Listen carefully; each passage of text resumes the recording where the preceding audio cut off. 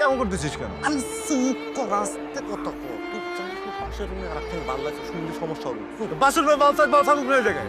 আমি তোদের জায়গায় যে কথা বলতেছি নাকি? আজব ব্যাপার। আমি আমার কথা বলতে পারবো না আমার ঘরে বসে বসে?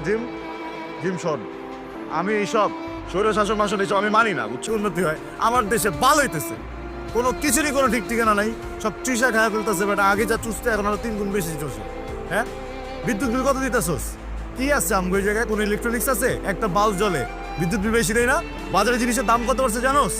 হ্যাঁ, সয়াবিন তেল পাওয়া যেতেছে না বেটা। খাবি কি দিয়ে তুই?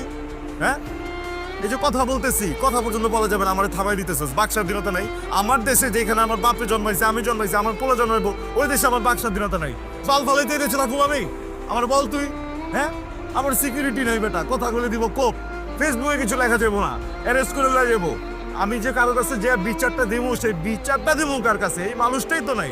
যারা বিচার করবো হ্যাঁ ধরে লাই দিতেছে, হ্যাঁ গুম করে দিতেছে। এমনি করে কেমনে হইবো ভাই?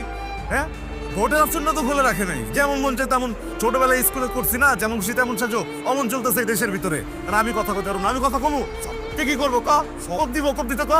গুম করে দিব, গুম করে দিতে ক? আমার মুখ থামবো না। আমি জনতা, আমি বাংলা রাজনীতি করতে পারবো না। আমি